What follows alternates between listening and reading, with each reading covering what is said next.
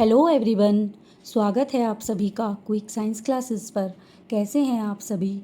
I hope आप सभी स्वस्थ होंगे और अपने एग्ज़ाम की प्रिपरेशन बहुत अच्छे से कर रहे होंगे। जैसा कि आप सभी जानते हैं कि हम सीटेट पेपर 2 साइंस की प्रिपरेशन कर रहे हैं। आज मैं आपके सामने लेकर आई हूँ सीटेट सितंबर 2026 पेपर 2 साइंस के लिए जो हमारी टॉप 500 PYQs सीरीज चल रही है उसका पार्ट 12। आज की जो क्लास है बहुत ही इम्पोर्टेंट है।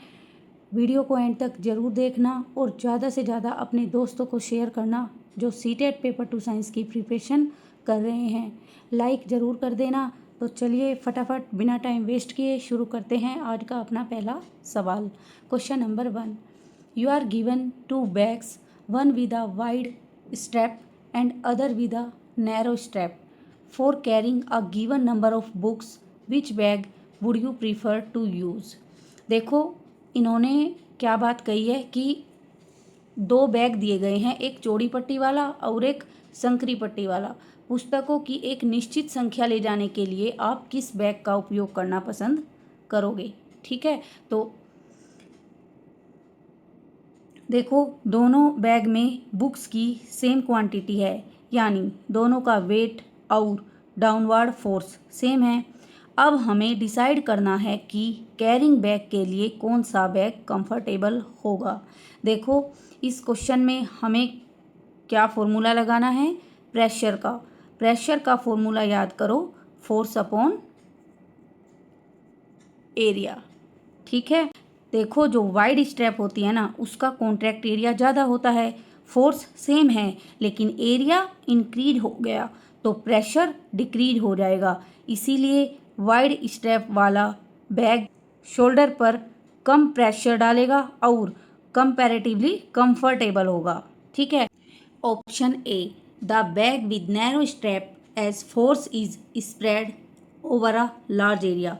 देखो जो ऑप्शन ए है ना यह इनकरेक्ट है। क्यों? क्योंकि नैरो स्ट्रैप का एरिया लार्ज नहीं बल्कि कैसा होता है, स्मॉल होता है। तो ए हमारा यहाँ पे एलिमिनेट हो जाएगा। अब देखो option B, the bag with wide strap is force per unit area is less. देखो जो ऑप्शन बी है ना यह इस क्वेश्चन का राइट आंसर है। जो वाइड स्ट्रैप है ना, wide strap contract area increase करता है, इसीलिए फोर्स पर यूनिट एरिया यानी प्रेशर कम होता है। ठीक है, तो जो ऑप्शन बी है बच्चों यह हमारा यहाँ पर सही है। लेकिन ऑप्शन सी भी देखो, the bag with narrow strap as force is spread over a small area.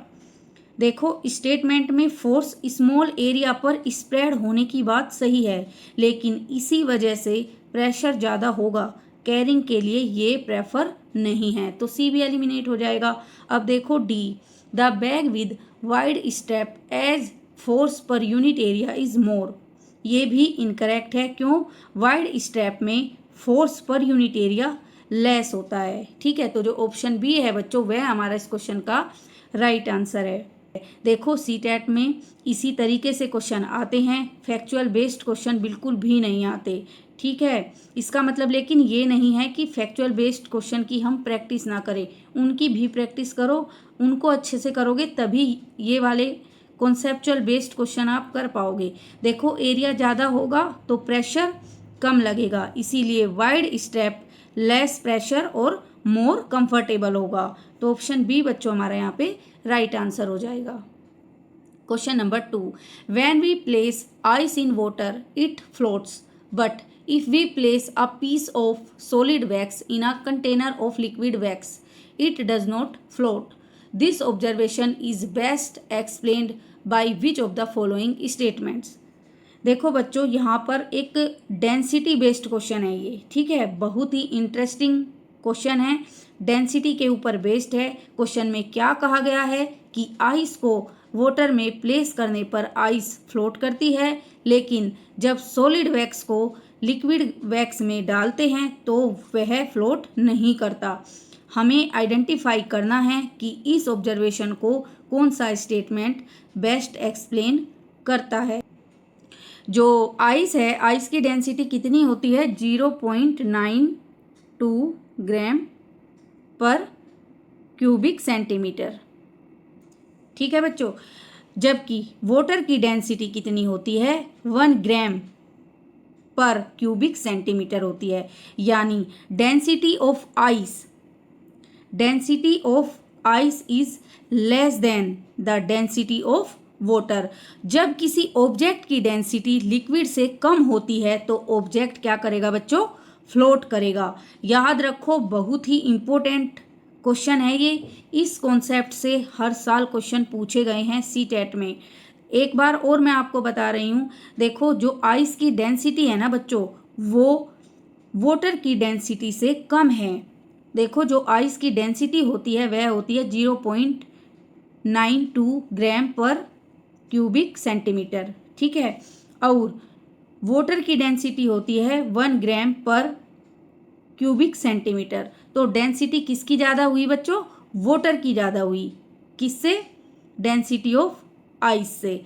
जब ऑब्जेक्ट की डेंसिटी लिक्विड से कम होती है तो ऑब्जेक्ट क्या करता है, फ्लोट करता है। इसीलिए आइस वाटर पर फ्लोट करती है। अब हम ऑप्शन चेक करते हैं बच्चों, ठीक है। Option A, floating of ice on water is an anomaly. Option B, देखो जो ऑप्शन ए है, floating of ice on water is an anomaly, ये ऑब्जर्वेशन डेंसिटी डिफरेंस से एक्सप्लेन होता है।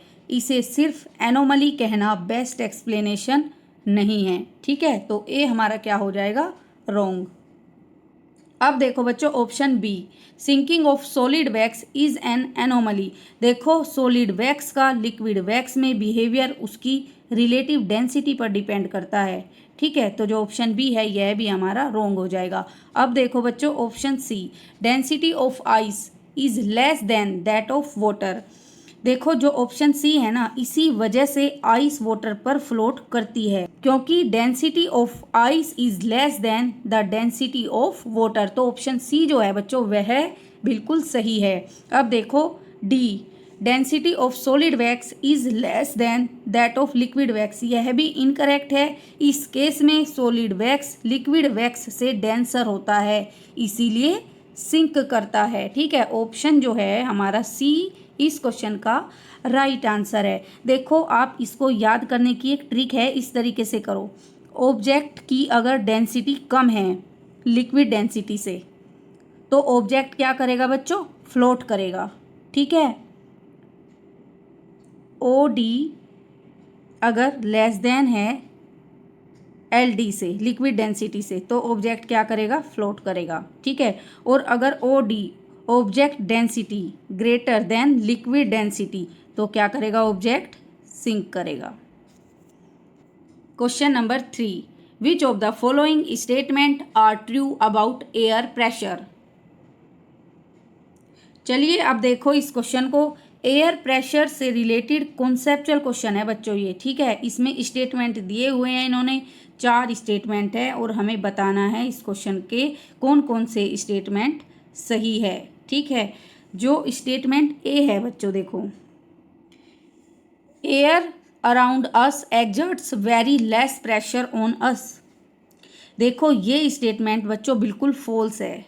क्यों, क्योंकि air around us actually significant atmospheric pressure exert करती है। हम इसे नॉर्मली फील नहीं करते क्योंकि प्रेशर डिफरेंट डायरेक्शन से एक्ट करता है और हमारी बॉडी के इंटरनल जो प्रेशर है ना उससे बैलेंस होता है। अब देखो statement 2 B, air contracts on heating and expand on cooling.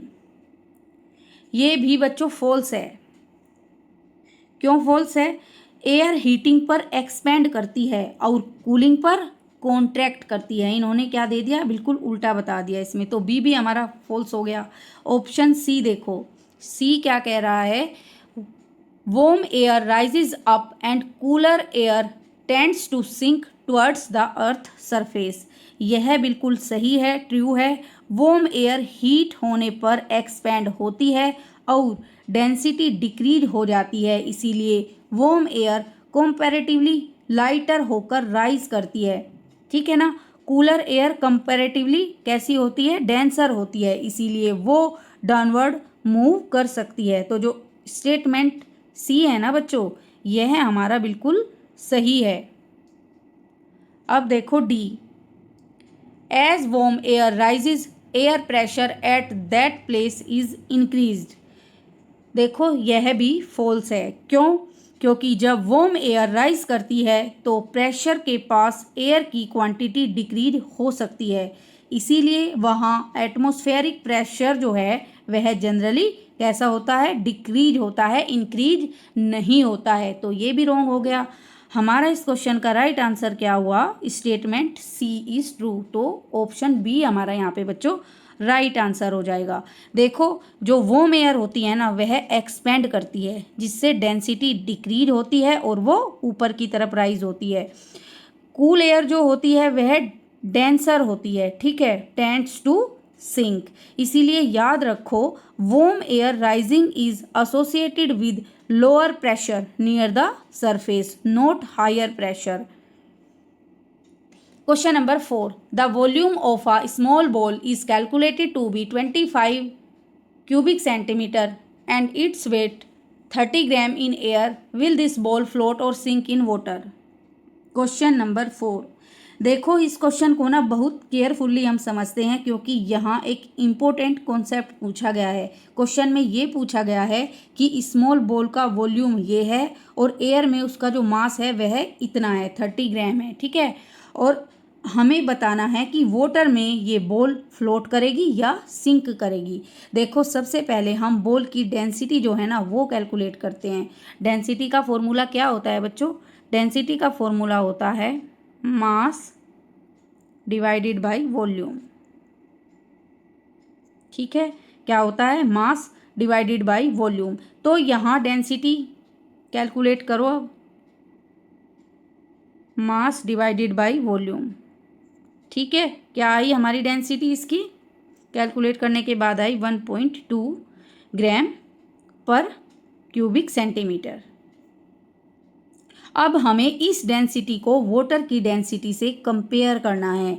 यहाँ एक इम्पोर्टेंट बात ध्यान रखो, क्वेश्चन में वाटर की डेंसिटी सेपरेटली नहीं दी गई है, क्योंकि वाटर की जो स्टैंडर्ड डेंसिटी होती है ना वो क्या होती है? 1 ग्राम। याद रख लो ये आप, क्या होती है?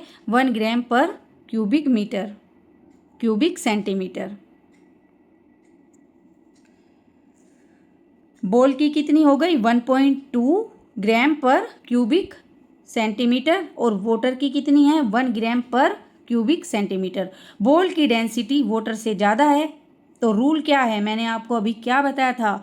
ऑब्जेक्ट की डेंसिटी लिक्विड से ग्रेटर हो तो ऑब्जेक्ट क्या करेगा?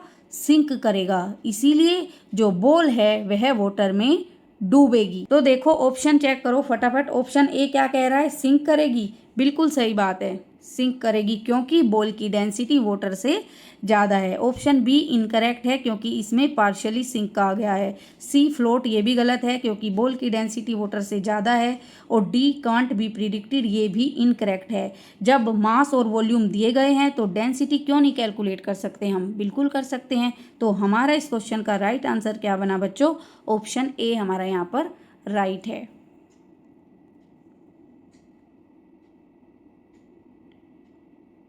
Question number 5। देखो ये क्वेश्चन असर्शन और रीजन का क्वेश्चन है। इसमें सिर्फ आंसर याद नहीं रखना हमें, अच्छे से हम पहले असर्शन को पढ़ेंगे, उसके बाद हम इसका रीजन देखेंगे। पहले असर्शन देखेंगे सही है या नहीं, फिर रीजन देखेंगे कि वो उसको एक्सप्लेन कर रहा है या नहीं। असर्शन देखो क्या कह रहा है बच्चों? The boiling point of water reduces eight high altitudes. देखो असर्शन में क्या बात कही है कि जो बॉइलिंग पॉइंट है ना वाटर का वो रिड्यूस हो जाता है एट हाई एल्टीट्यूड, यानी अधिक ऊंचाई पर वाटर का बॉइलिंग पॉइंट कम हो जाता है। बच्चों ये बात बिल्कुल सही है, ठीक है। नॉर्मली सी लेवल पर pure water approximately 100 degree centigrade पर बॉयल करता है, लेकिन जैसे जैसे हम हायर एल्टीट्यूड पर जाते हैं वाटर का बॉइलिंग पॉइंट डिक्रीज होता जाता है, ठीक है। अब हम देखते हैं इसका रीजन क्या कह रहा है? There is a decrease in atmospheric pressure at high altitudes. देखो बच्चों जो इसका रीजन है ये क्या कह रहा है? अधिक ऊंचाई पर एटमॉस्फेरिक प्रेशर कम हो जाता है। यह बात भी बिल्कुल सही है। अब हमें देखना है क्या रीजन असर्शन की करेक्ट एक्सप्लेनेशन करता है। कई बार हम क्या करते हैं, जल्दबाजी में वहाँ पर आंसर लगा आते हैं कि A assertion A and B is true and R is correct explanation of A. दोनों अगर ट्रू है ना, उसके बाद भी हमें चेक करना है बच्चों की जो रीजन है वह उसकी सही से व्याख्या कर रहा है या नहीं। देखो, बॉइलिंग तब होती है जब लिक्विड का vapour pressure surrounding atmospheric pressure के इक्वल हो जाता है। हाई एल्टीट्यूड पर एटमॉस्फेरिक प्रेशर कम हो जाता है, इसीलिए वाटर को बॉइलिंग कंडीशन रीच करने के लिए 100 डिग्री सेंटीग्रेड तक पहुंचना जरूरी नहीं होता। वो कंपैरेटिवली लो टेम्परेचर पर बॉयल कर सकता है। ठीक है ना। तो देखो, both assertion and reason are correct और reason is the correct explanation of A. Option A हमारा यहाँ पर बच्चों राइट आंसर हो जाएगा। देखो, हाई एल्टीट्यूड पर एटमॉस्फेरिक प्रेशर क्या होगा, कम होगा, बॉइलिंग पॉइंट भी कम होगा, यानी ऊंचाई बढ़ेगी, एटमॉस्फेरिक प्रेशर जो है वह घटेगा और वाटर का बॉइलिंग पॉइंट भी घटेगा। Question number 6, the table given below list substances and their respective densities. देखो, 3 सब्सटेंस दिए गए हैं बच्चों इसमें और उनके सामने उनकी डेंसिटी भी मेंशन है। आगे क्वेश्चन क्या पूछ रहा है, what would happen if a copper coin is dropped in a glass filled with mercury and कॉन कोयल। मतलब एक कॉपर कॉइन को एक ग्लास में डाला गया है जिसमें मरकरी और कॉन ऑयल दोनों हैं। हमें बताना है कि कॉपर कॉइन कहाँ रहेगा। ठीक है, तो इसमें हम सबसे फर्स्ट स्टेप क्या करेंगे बच्चों, डेंसिटी को कंपेयर करेंगे। सबसे पहले कॉपर की डेंसिटी देखो क्या है। कॉपर की डेंसिटी कितनी है, 8960 किलोग्राम पर क्यूबिक मीटर। अब देखो कॉन ऑयल की 900 किलोग्राम पर क्यूबिक मीटर। ठीक है बच्चों, तो कॉपर की डेंसिटी कॉन ऑयल से ज़्यादा है। रूल याद रखो, ऑब्जेक्ट की डेंसिटी लिक्विड से ज़्यादा है तो ऑब्जेक्ट सिंक करेगा, इसीलिए कॉपर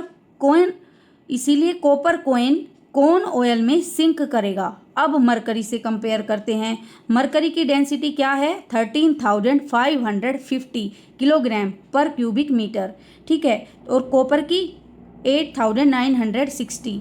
यहाँ मरकरी की डेंसिटी क्या है, कॉपर से ज़्यादा है। और ये हमें पता है कि जिस ऑब्जेक्ट की डेंसिटी लिक्विड से कम होगी तो ऑब्जेक्ट फ्लोट करेगा।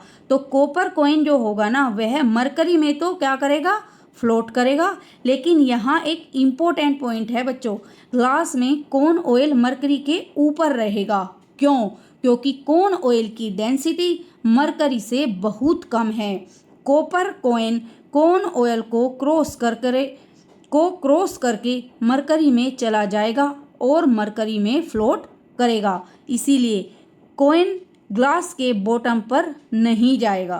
तो अब हम अपने ऑप्शन जो है ना वह चेक करते हैं।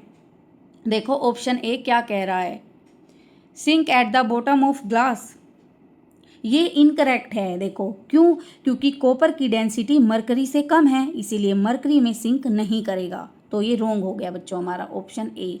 अब देखो बी क्या कह रहा है, फ्लोट ओवर कॉन ऑयल, ये भी इनकरेक्ट है। क्यों, क्योंकि कॉपर की डेंसिटी कॉन ऑयल से ज़्यादा है, इसीलिए कॉन में फ्लोट नहीं करेगा। अब देखो option C, float over mercury but sink in corn oil, यह बिल्कुल करेक्ट है। कॉपर कॉइन कॉन ऑयल में सिंक करेगा लेकिन मरकरी में फ्लोट करेगा। ऑप्शन सी जो है बच्चों यह हमारा इस क्वेश्चन का राइट आंसर है। डी देखो, float on the top of the glass, ये भी इनकरेक्ट है। क्यों, क्योंकि कॉपर कॉन ऑयल से डेंसर होता है, इसीलिए कॉन ऑयल की अपर सरफेस पर नहीं टिक पाएगा। ठीक है, तो राइट आंसर क्या बना हमारा, float over mercury but sink in the corn oil. Density के ऊपर हमें इस टाइप के क्वेश्चन करने हैं। डेंसिटी देखो अगर ज़्यादा है किसी भी ऑब्जेक्ट की लिक्विड से तो वो सिंक करेगा, ये याद रखो आपको वहाँ पर वैल्यू दी जाएगी। फिर इस टाइप के कोई भी किसी भी टाइप का क्वेश्चन आ जाए आप आराम से उसको कर लोगे। ठीक है, जो मेन ऑब्जेक्ट है ना उनकी आप डेंसिटी की वैल्यू याद कर लेना, जैसे वाटर की, मरकरी की, कॉपर की, ऐसे 3-4 की आप याद कर लेना, ये ही मोस्टली पूछी जाती हैं। ठीक है, याद करो, देखो मेरे साथ साथ, अगर किसी ऑब्जेक्ट की डेंसिटी ज़्यादा है लिक्विड से तो वो क्या करेगा, सिंक करेगा। डेंसिटी ऑब्जेक्ट की कम है लिक्विड से तो फ्लोट करेगा। यहाँ पर हमारा जो कॉन्सेप्ट था क्या था, कॉपर की डेंसिटी ज़्यादा थी किससे, कॉर्न ऑयल से, तो वो सिंक करेगा कॉर्न ऑयल में। और कॉपर की डेंसिटी यहाँ पर मरकरी से क्या थी, मरकरी से कम थी, ठीक है, तो वो फ्लोट करेगा ऑन मरकरी। तो हमारा इसीलिए इस क्वेश्चन का राइट आंसर क्या बनेगा बच्चों, ऑप्शन सी। ऑप्शन सी के साथ हम यहाँ पे जाएंगे। अगर आपको किसी भी क्वेश्चन में कोई डाउट है तो आप मुझे कमेंट्स कर सकते हो। वीडियो को लाइक करना मत भूलना और ज़्यादा से ज़्यादा इस वीडियो को शेयर करना अपने उन दोस्तों के साथ जो सीटेट पेपर 2 साइंस की प्रिपरेशन कर रहे हैं। क्वेश्चन नंबर 7,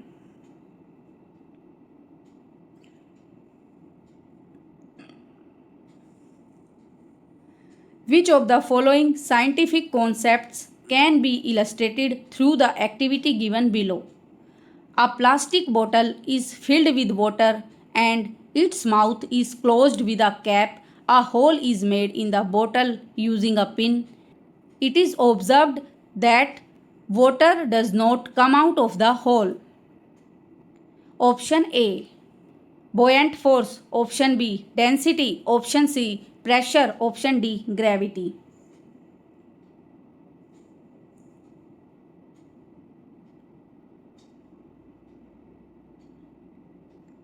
देखो ये एक एक्टिविटी है, इसको हम ध्यान से समझेंगे। क्वेश्चन में क्या कहा गया है, एक प्लास्टिक बोतल है, उसको वाटर से फिल कर दिया गया, उसका माउथ यानी ढक्कन बंद कर दिया गया। अब बोतल में एक होल पिन की हेल्प से बना गया। नॉर्मली हम क्या एक्सपेक्ट करेंगे कि होल से वाटर बाहर निकलेगा, लेकिन यहाँ ऑब्जर्वेशन क्या है, वाटर होल से बाहर नहीं निकलता। अब क्वेश्चन पूछ रहा है ये एक्टिविटी किस साइंटिफिक कॉन्सेप्ट को डेमोन्स्ट्रेट करती है। देखो इसका रीजन समझो आप, फिर आप इस क्वेश्चन का आंसर कर पाओगे। जब बोतल का माउथ क्लोज है तो बोतल के अंदर एयर फ्रीली एंटर नहीं कर पाती। अगर बोतल का माउथ खोल दिया जाए तो एयर एंटर कर सकती है और वाटर होल से बाहर निकलने लगेगा। लेकिन जब बच्चों बोतल कंप्लीटली क्लोज्ड है तो प्रेशर डिफरेंट वाटर के फ्लो को अफेक्ट करता है, यानी प्रेशर, यानी जो एक्टिविटी है वह प्रेशर, स्पेशली एटमॉस्फेरिक प्रेशर और प्रेशर डिफरेंस का कॉन्सेप्ट डेमोन्स्ट्रेट करती है। ठीक है, तो ऑप्शन ए देखो, बोयेंट फोर्स, ये रॉन्ग हो जाएगा। ऑप्शन बी डेंसिटी, ये भी नहीं है। ऑप्शन सी हमारा यहाँ पर बच्चों राइट आंसर हो जाएगा। क्योंकि बोतल के अंदर और बाहर के प्रेशर के डिफरेंस की वजह से वाटर का बिहेवियर एक्सप्लेन होता है। डी जो है ग्रेविटी वाटर को नीचे खींचती है, लेकिन एक्टिविटी का जो मेन कॉन्सेप्ट है ना बच्चों वो क्या है, प्रेशर डिफरेंस है। Question 8, a object floats in a liquid with half of its volume submerged in the liquid. What is the buoyant force acting on the object? देखो बच्चों ये buoyant force यानी उत्प्लावक बल का एक इम्पोर्टेंट क्वेश्चन है। Question में कहा गया है कि एक ऑब्जेक्ट किसी लिक्विड में फ्लोट कर रहा है और उसके वॉल्यूम का हाफ यानी आधा लिक्विड के अंदर सबमर्ज्ड है। अब पूछा है कि ऑब्जेक्ट पर लगने वाला buoyant फोर्स कितना होगा। यहाँ सबसे इम्पोर्टेंट वर्ड है फ्लोट्स, यानी वस्तु तैर रही है। जब कोई वस्तु या कोई ऑब्जेक्ट लिक्विड में फ्रीली फ्लोट करता है तो उस पर लगने वाला अपवर्ड बुओयेंट फोर्स ऑब्जेक्ट की डाउनवर्ड वेट को बैलेंस करता है। तो इसीलिए बुओयेंट फोर्स बराबर होगा वेट ऑफ ऑब्जेक्ट, यानी उत्प्लावक बल बराबर क्या होगा, वस्तु का भार।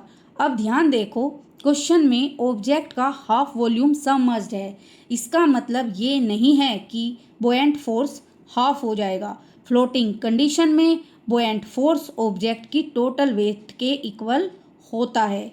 तो ऑप्शन चेक करो बच्चों, ऑप्शन ए 0, देखो यह इनकरेक्ट है। क्योंकि ऑब्जेक्ट पर बुओयेंट फोर्स लग रहा है तभी वो लिक्विड में फ्लोट कर रहा है। ठीक है, अब देखो option be less than its weight, उसके भार से कम। अगर बुओयेंट फोर्स वेट से कम होता तो ऑब्जेक्ट नीचे एक्सिलरेट करता। ठीक है, तो ये भी रॉन्ग है। ऑप्शन सी देखो, मोर देन इट वेट, उसके भार से अधिक। अगर बोवेंट फोर्स वेट से ज़्यादा होता तो ऑब्जेक्ट ऊपर की तरफ एक्सिलरेट करता। ठीक है, तो ऑप्शन डी देखो, इक्वल टू इट्स वेट, उसके भार के बराबर, ये बिल्कुल सही है। देखो फ्लोटिंग ऑब्जेक्ट, देखो हाफ वॉल्यूम सबमर्ज से बोवेंट फोर्स हाफ नहीं होगा। फ्लोटिंग कंडीशन में बोवेंट फोर्स ऑब्जेक्ट के वेट के इक्वल होता है। तो हमारा इस क्वेश्चन का राइट आंसर क्या हो? ऑप्शन डी के साथ हम जाएंगे। Question number 9, people usually put a round piece of cloth on their head before putting a heavy load, this is helpful because. Question number 9, देखो यह क्वेश्चन भी प्रेशर के ऊपर ही है। ठीक है, प्रेशर से रिलेटेड एक बहुत ही कॉमन डेली लाइफ एग्जाम्पल के साथ ये क्वेश्चन दिया गया है। क्वेश्चन में पूछा गया है कि लोग हैवी लोड यानी भारी बोझ को सिर पर रखने से पहले एक गोल गोल कपड़े का टुकड़ा क्यों रखते हैं। इसका रीजन समझने के लिए हमें प्रेशर का फॉर्मूला याद रखना होगा। प्रेशर का फॉर्मूला देखो क्या होता है बच्चों, force upon area of contact,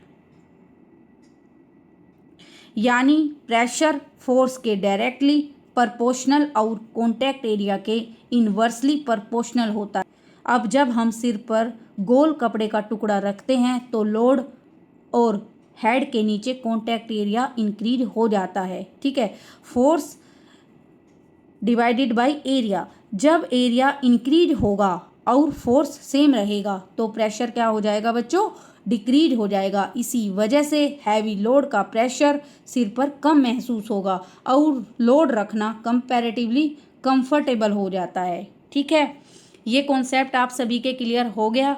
तो चलिए अब हम अपने ऑप्शंस देखते हैं। ऑप्शन जो ए है बच्चों वो क्या कह रहा है, pressure is decreased by increasing area of contact. यह बात बिल्कुल सही है, कॉन्टैक्ट एरिया बढ़ने पर प्रेशर कम होता है। तो जो ऑप्शन ए है बच्चों यही हमारा इस क्वेश्चन का राइट आंसर है। बी, सी और डी, बी देखो क्या कह रहा है, pressure is decreased bye in decreasing the area of contact. देखो यह इनकरेक्ट है, क्यों, एरिया कम करने पर प्रेशर बढ़ता है। ठीक है, सी देखो, सी भी इनकरेक्ट है, कपड़ा फोर्स को डिक्रीज नहीं करता, लोड का फोर्स वेट सेम रहता है। अब डी देखो, डी में एरिया चेंज करने से यहाँ फोर्स इंक्रीज नहीं होता है। तीनों के तीनों क्या हो जाएंगे, रॉन्ग हो जाएंगे। एरिया बढ़ने से प्रेशर कम होगा और एरिया कम होने से प्रेशर ज़्यादा होगा, इसीलिए हैवी लोड के नीचे या सिर पर ब्रॉड सरफेस देने से प्रेशर कम हो जाता है। Question number 10, a sample of water boils at 102 degree centigrade at normal temperature and pressure. What can you say about its freezing point? देखो क्वेश्चन को केयरफुली समझो, क्योंकि यहाँ बॉइलिंग पॉइंट और फ्रीजिंग पॉइंट के रिलेशन को टेस्ट किया गया है। क्वेश्चन में दिया है कि वाटर का एक सैंपल नॉर्मल टेम्परेचर और प्रेशर पर 102 डिग्री सेंटीग्रेड पर बॉयल करता है। ठीक है, नॉर्मली प्योर वाटर का बॉइलिंग पॉइंट कितना होता है, 100 डिग्री सेंटीग्रेड, और फ्रीजिंग पॉइंट क्या होता है बच्चों, 0 डिग्री सेंटीग्रेड। लेकिन गिवन सैंपल में क्या है, 102 डिग्री सेंटीग्रेड पर बॉयल कर रहा है, यानी इसका बॉइलिंग पॉइंट नॉर्मल वाटर से हायर है। अब सवाल क्या है, देखो इसका फ्रीजिंग पॉइंट क्या होगा। इम्पोर्टेंट कॉन्सेप्ट है यहाँ पर, अगर वाटर में नॉन वोलेटाइल सोल्यूट या इम्प्योरिटी डिजोल्व हो तो जनरली क्या होता है बच्चों, बॉइलिंग पॉइंट इंक्रीज होता है और फ्रीजिंग पॉइंट डिक्रीज होता है। तो 102 डिग्री सेंटीग्रेड का बॉइलिंग पॉइंट इंडिकेट करता है कि सैंपल क्या है, प्योर वाटर नहीं है, इसमें डिजोल्व जो इम्प्योरिटीज़ हैं सोल्यूट हो सकते हैं, इसीलिए इसका फ्रीजिंग पॉइंट 0 डिग्री सेंटीग्रेड से नीचे होगा। अब देखो अपने option, it will freeze below 0 degree centigrade, यह इस क्वेश्चन का बिल्कुल राइट आंसर है बच्चों। ठीक है, अब देखो ऑप्शन बी इनकरेक्ट है, क्योंकि it will not freeze, solution भी फ्रीज कर सकता है, बस उसका फ्रीजिंग पॉइंट लोअर हो सकता है। ठीक है ना। ऑप्शन सी देखो बच्चों, it will freeze above 0 degree centigrade, incorrect है। 0 डिग्री सेंटीग्रेड पर प्योर वाटर का नॉर्मल फ्रीजिंग पॉइंट है, गिवन सैंपल का बॉइलिंग पॉइंट एलिवेटेड है। अब देखो फाइनल आंसर हमारा क्या बना बच्चों इस क्वेश्चन का, it will freeze below 0 degree centigrade. देखो जब सोल्यूट ऐड कर दिया तो बॉइलिंग पॉइंट बढ़ेगा, सोल्यूट ऐड करने के बाद बॉइलिंग पॉइंट बढ़ेगा बच्चों, और जो फ्रीजिंग पॉइंट होगा ना वह कम हो जाएगा। Question number 11, a sample of water begins to freeze at -3 degree centigrade at normal temperature and pressure, what can you say about its boiling point? Question number 11, देखो बच्चों क्वेश्चन में दिया गया है कि वाटर का सैंपल है -3 डिग्री सेंटीग्रेड पर फ्रीज होना स्टार्ट करता है, और जो नॉर्मल प्योर वाटर है वो 0 डिग्री सेंटीग्रेड पर फ्रीज होता है। तो अब सोचिए अगर फ्रीजिंग पॉइंट 0 डिग्री सेंटीग्रेड से डिक्रीज होकर -3 डिग्री सेंटीग्रेड हो गया तो इसका क्या इंडिकेशन है, सैंपल में कोई डिजोल्व नॉन वोलेटाइल सोल्यूट या फिर इम्प्योरिटी प्रेजेंट हो सकती है। डिजोल्व सोल्यूट की प्रेजेंस में दो इम्पोर्टेंट चेंजेस होते हैं। क्या होते हैं, अभी मैंने आपको बताया था, फ्रीजिंग पॉइंट कम होगा और बॉइलिंग पॉइंट ज़्यादा होगा। ठीक है, अब इस क्वेश्चन में जो फ्रीजिंग पॉइंट है ना बच्चों वो -3 डिग्री सेंटीग्रेड है, यानी फ्रीजिंग पॉइंट लोअर हो गया, देयरफॉर इसका बॉइलिंग पॉइंट नॉर्मल वाटर के 100 डिग्री सेंटीग्रेड से हायर होगा। ऑप्शन चेक करते हैं, देखो ऑप्शन ए क्या कह रहा है, it will boil below 100 degree centigrade. देखो यह गलत है, क्यों, क्योंकि सोल्यूट की प्रेजेंस बॉइलिंग पॉइंट को जनरली इंक्रीज करती है। ठीक है ना, तो ये हमारा रॉन्ग हो गया।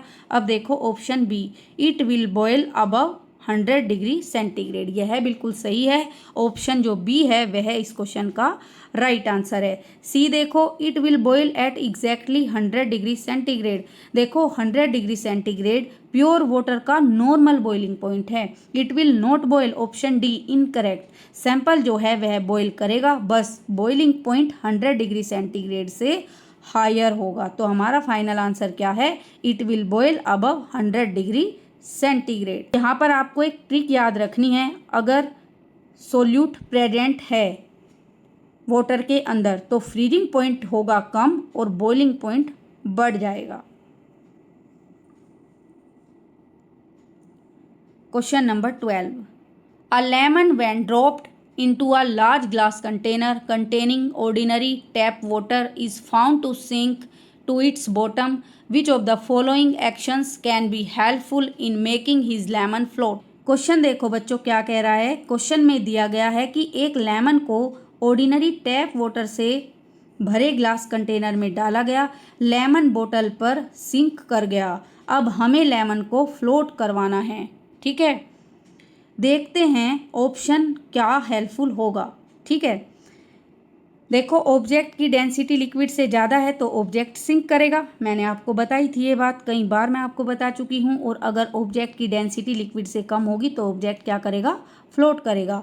यहाँ लेमन टैप वाटर में सिंक कर रहा है, इसका मतलब क्या हुआ बच्चों, लेमन की एवरेज डेंसिटी वाटर से क्या है, ग्रेटर है। ऑप्शन ए देखो, adding more water in the container, अगर हम कंटेनर में वाटर ऐड कर दे तो वाटर की डेंसिटी चेंज नहीं होगी, सिर्फ वाटर की क्या चेंज होगी बच्चों, क्वांटिटी चेंज होगी, लेमन की डेंसिटी भी चेंज नहीं होगी, इसीलिए लेमन फ्लोट नहीं करेगा। तो ऑप्शन ए जो है बच्चों वो हमारा यहाँ पर क्या हो जाएगा, इनकरेक्ट।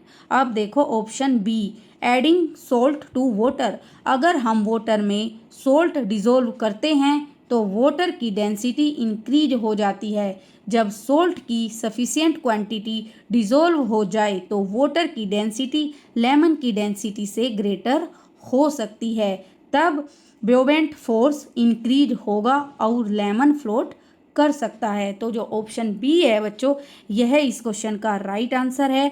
ऑप्शन सी में ए कहा गया है ओनली इनकरेक्ट है, क्योंकि सिर्फ वाटर ऐड करने से लेमन फ्लोट नहीं करेगा।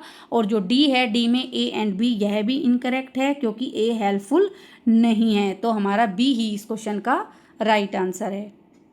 Question number 13,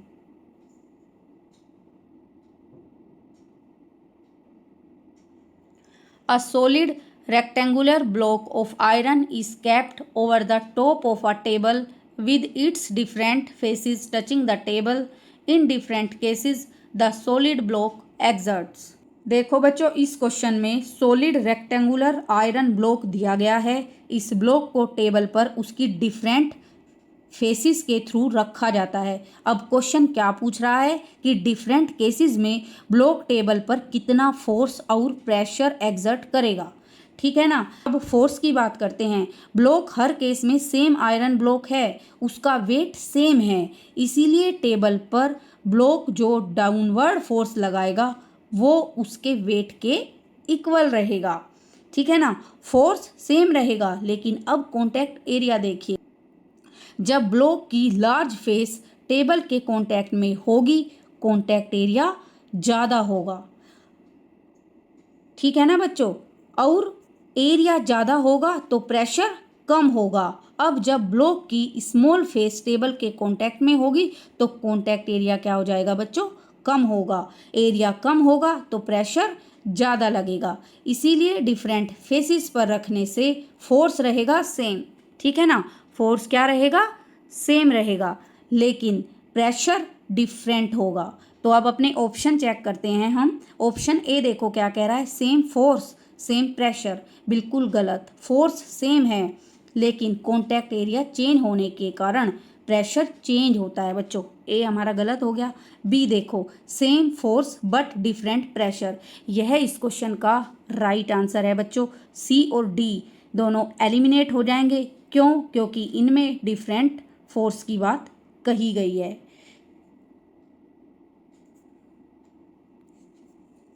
question number 14, SI unit of pressure is. Pressure की एसआई यूनिट क्या होती है बच्चों? देखो, जो प्रेशर है उसकी एसआई यूनिट होती है न्यूटन। ठीक है ना। क्या होती है? न्यूटन। फोर्स देखो, प्रेशर की एसआई यूनिट पूछी है बच्चों इन्होंने। ठीक है। प्रेशर क्या होता है? Force divided by area. और फोर्स का एसआई यूनिट क्या होता है बच्चों? न्यूटन। ठीक है। किसका? फोर्स का। और एरिया का एसआई यूनिट होता है स्क्वायर मीटर। ठीक है ना। तो प्रेशर की यूनिट क्या होगी? प्रेशर की यूनिट अगर हम कैलकुलेट करके मैं आपको बता रही हूँ, newton divided by metre square, तो क्या होगी? न्यूटन पर मीटर स्क्वायर। तो बच्चों प्रेशर की यूनिट क्या होगी? Newton divided by metre square. ठीक है। न्यूटन पर मीटर स्क्वायर। प्रेशर के एसआई यूनिट को एक स्पेशल नाम भी दिया गया है। ठीक है, पास्कल। एक पास्कल किसके बराबर होता है? 1 न्यूटन पर स्क्वायर मीटर के। अब हम अपने ऑप्शन चेक करते हैं। Option A newton metre incorrect है, क्योंकि ये प्रेशर की यूनिट नहीं है। ऑप्शन 2 देखो, न्यूटन मीटर स्क्वायर, यह भी इनकरेक्ट है। सी भी इनकरेक्ट। ऑप्शन जो 4 है यह हमारा इस क्वेश्चन का राइट आंसर है। Question number 15, a mixture of contains sand, common salt and iron fillings. Which sequence of methods would be most appropriate to separate all three components? देखो बच्चों, इनमें ना हम सबसे पहले जो हमें मिक्सचर दिया गया है ना, सैंड, कॉमन सोल्ट और आयरन फिलिंग का, इसमें से देखो हम सबसे पहले आयरन फिलिंग को अलग करेंगे। क्यों? क्योंकि आयरन फिलिंग जो होती है ना वह मैग्नेटिक होता है। जो आयरन होता है वह मैग्नेटिक होता है। सबसे पहले मैग्नेट से हम क्या करेंगे? आयरन फिलिंग्स को अलग कर देंगे। तो सबसे पहले हम क्या करेंगे? आयरन फिलिंग को अलग कर देंगे। ठीक है। तो मैग्नेट देखो कौन कौन से ऑप्शन में है, बी और डी में है। ठीक है। अब देखो उसके बाद हम इसमें क्या करेंगे? अब देखो इसके बाद हम इसमें वाटर ऐड करेंगे। सोल्ट पानी में डिज़ोल्व हो जाएगा, लेकिन सैंड जो है वह डिज़ोल्व नहीं होगी। तो इसके बाद हम क्या करेंगे बच्चों, फिल्ट्रेशन कर देंगे। फिल्ट्रेशन से सैंड फिल्टर पेपर पर आ जाएगी और सोल्ट सॉल्यूशन नीचे निकल जाएगा। अब हमारे पास सोल्ट का सॉल्यूशन है, इसको क्या कर देंगे, हम इवेपोरेट कर देंगे। वाटर इवेपोरेट हो जाएगा और पीछे सोल्ट बच जाएगा। तो हमारा जो राइट आंसर हुआ वो क्या हुआ, इसका मैग्नेट। ठीक है, क्या हुआ, मैग्नेट डिजोल्व इन वाटर। उसके बाद हम क्या करेंगे, फिल्ट्रेशन करेंगे और सबसे लास्ट में हम क्या करेंगे, इवेपोरेशन।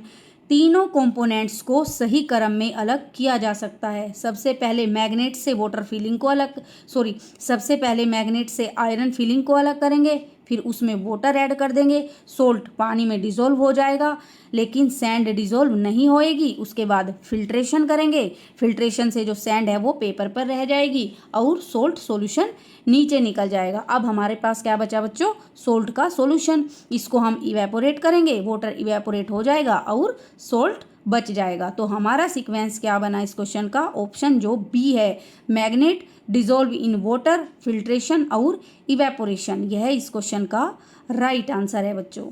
ठीक है। Question number 16, a child has difficulty seeing objects clearly in dim light, which structure of the eye is primarily responsible for controlling the amount of light entering the eye. देखो बच्चों, इस question में क्या कहा गया है कि चाइल्ड को डिम लाइट यानी प्रकाश में ऑब्जेक्ट्स क्लियरली दिखाई देने में डिफ़िकल्टी होती है। अब क्वेश्चन पूछ रहा है कि आई में कौन सी स्ट्रक्चर मेनली लाइट को जो लाइट एंटर होती है ना उसको कंट्रोल करती है। ठीक है, इस क्वेश्चन का आंसर समझने के लिए हमें ह्यूमन, आइरिस और प्यूपल का रोल समझना होगा। आइरिस आँख का कलर्ड पार्ट होता है, ये क्या करता है, प्यूपल के साइड को कंट्रोल करता है। किसके साइड को, ये जो आइरिस है ना ये प्यूपल के साइड को कंट्रोल करता है। ठीक है, जब लाइट बहुत ज़्यादा होती है तो आइरिस प्यूपल को कॉन्स्ट्रिक्ट यानी छोटा करता है, जिससे कम लाइट आई में एंटर करती है। और जब लाइट कम होती है तो आइरिस जो है वह प्यूपल को डायलेट यानी बड़ा करता है, जिससे ज़्यादा लाइट आई में एंटर कर सके। इसीलिए आँख में प्रवेश करने वाले प्रकाश की मात्रा को कंट्रोल करने वाली मुख्य स्ट्रक्चर क्या हुई बच्चों, आइरिस। क्या करता है आइरिस, प्यूपल के साइड को कंट्रोल करता है और इसी के थ्रू आई में एंटर होने वाली लाइट की क्वांटिटी जो है वह रेगुलेट होती है। तो हमारा इस क्वेश्चन का राइट आंसर क्या बना बच्चों, ऑप्शन बी हमारा यहाँ पर राइट हो जाएगा। Question number 17, a plant kept near a window bends towards the light, which statement best explains this moment. देखो इस क्वेश्चन में क्या कहा गया है, अगर हम किसी भी प्लांट को विंडो के पास रख देते हैं ना तो कुछ टाइम बाद प्लांट लाइट की डायरेक्शन में बेंड हो जाता है। सपोज ये प्लांट है, ठीक है, और ये हमने यहाँ पे विंडो के पास रख दिया और लाइट है इधर से लाइट आ रही है, तो ये जो प्लांट है ना ये इधर की साइड ही, लाइट की साइड ही बेंड हो जाएगा। ठीक है, उसी की डायरेक्शन में। क्वेश्चन क्या पूछ रहा है कि ये जो मूवमेंट हो रहा है ना ये किस वजह से हो रहा है। देखो इस प्रोसेस को क्या कहते हैं, फोटोट्रोपिज्म। क्या कहते हैं, फोटोट्रोपिज्म। फोटो का मतलब होता है लाइट और ट्रोपिज्म का मतलब होता है बच्चों डायरेक्शनल ग्रोथ रिस्पॉन्स। अब हम समझते हैं कि प्लांट लाइट की तरफ बेंड क्यों करता है। एक प्लांट के अंदर हार्मोन होता है ऑक्सिन। ऑक्सिन मूवमेंट में इम्पोर्टेंट रोल प्ले करता है। जब लाइट एक तरफ से आ रही होती है तो ऑक्सिन जो प्लांट का शूट होता है ना के शेडिड साइड पर ज़्यादा एक्यूमुलेट करता है। ठीक है, जो शूट होता है प्लांट का उसमें ऑक्सिन सेल इलोंगेशन को प्रमोट करता है, इसलिए शेडिड साइड की सेल्स कंपैरेटिवली ज़्यादा इलोंगेट करती है। अब एक साइड की ग्रोथ ज़्यादा और दूसरी साइड की ग्रोथ कंपैरेटिवली कम होने के कारण जो स्टेम है ना वह लाइट की तरफ बेंड हो जाता है। ठीक है बच्चों, तो ऑप्शन ए देखो क्या कह रहा है, auxin promotes greater growth in the illuminated side. यह रॉन्ग है, क्यों, क्योंकि शूट में शूट में ग्रेटर इलोंगेशन शेडिड साइड पर होती है, ठीक है, तो रॉन्ग हो गया। अब देखो option B, auxin promotes greater growth on the shaded side, यह बच्चों बिल्कुल सही है। जो ऑक्सीन है ना वो प्रमोट करता है greater growth on shaded side. क्यों? क्योंकि शेडिड साइड पर ऑक्सीन की कॉन्सेंट्रेशन कंपैरेटिवली ज़्यादा होने के कारण सेल ज़्यादा इलोंगेट करती है और जो शूट है वह लाइट की तरफ बेंड करता है। तो बी जो है हमारा इस क्वेश्चन का राइट आंसर है। सी और डी देखो, सी देखो क्या कह रहा है, light completely stops growth on both sides. देखो लाइट ग्रोथ को दोनों साइड्स पर कंप्लीटली स्टॉप नहीं करता है। डी देखो, roots pull the stem towards right towards light, roots जो होती है ना जड़ें स्टेम को लाइट की तरफ नहीं खींचती है, बिल्कुल रॉन्ग है ये। बी हमारा क्या है इस क्वेश्चन का राइट आंसर है। देखो यूनिडायरेक्शनल लाइट से क्या होगा, ऑक्सीन जो है वह शेडिड साइड पर एक्यूमुलेट हो जाएगा, शेडिड साइड मोर इलोंगेशन होगा, शेडिड साइड पर क्या होगा, मोर इलोंगेशन होगा, और जो प्लांट का शूट है वह बैंड हो जाएगा किसकी तरफ, लाइट की तरफ। इस प्रोसेस को क्या बोलते हैं, पॉजिटिव फोटोट्रोपिज्म बोलते हैं। तो ऑप्शन जो बी है बच्चों हमारा इस क्वेश्चन का राइट आंसर है। Question number 18, a plant is kept in darkness for 48 hours, then one of its leaves is partially covered with black paper.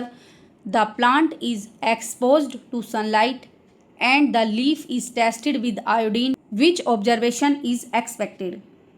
देखो बच्चों सबसे पहले क्वेश्चन समझो। प्लांट को 48 आवर्स डार्कनेस में रखने का पर्पस होता है लीव्स में पहले से स्टोर्ड जो स्टार्च है ना, स्टार्च को रिमूव करना। उसके बाद लीफ के एक पार्ट को ब्लैक पेपर से कवर किया गया और प्लांट को सनलाइट में रखा गया। अब याद रखिए फोटोसिंथेसिस के लिए क्या जरूरी होता है, लाइट जरूरी होती है। जिस पार्ट को लाइट मिली वहाँ फोटोसिंथेसिस हुआ और स्टार्च बना, लेकिन जो पार्ट ब्लैक पेपर से कवर्ड था ना वहाँ लाइट नहीं पहुँची, इसीलिए वहाँ पर फोटोसिंथेसिस नहीं हुआ। अब आयोडीन टेस्ट में स्टार्च की प्रेजेंस ब्लू ब्लैक कलर देती है।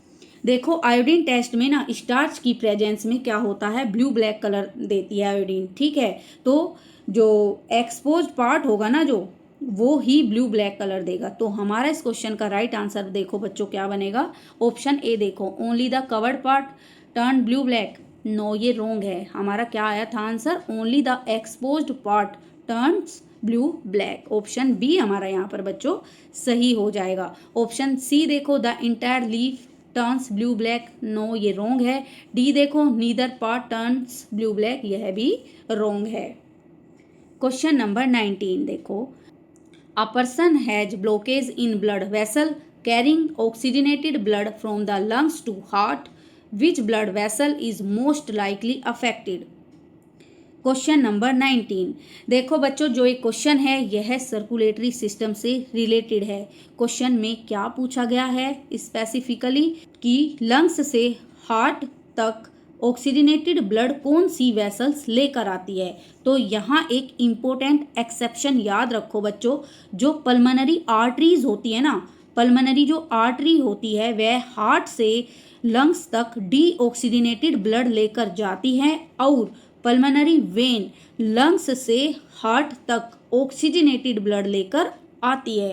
क्वेश्चन में डायरेक्शन क्या पूछी गई है, लंग्स टू हार्ट और ब्लड है, ब्लड कैसा है, ऑक्सीजनेटेड ब्लड है। तो हमारा राइट आंसर बच्चों इसका क्या होना चाहिए, पल्मोनरी वेन। ऑप्शन जो बी है बच्चों वो हमारा इस क्वेश्चन का राइट आंसर है। क्यों? क्योंकि जो देखो ऑप्शन ए है पल्मोनरी आर्टरी, पल्मोनरी आर्टरी नहीं हो सकती क्योंकि वो डीऑक्सीजनेटेड ब्लड जो है वह लंग्स तक लेकर जाती है।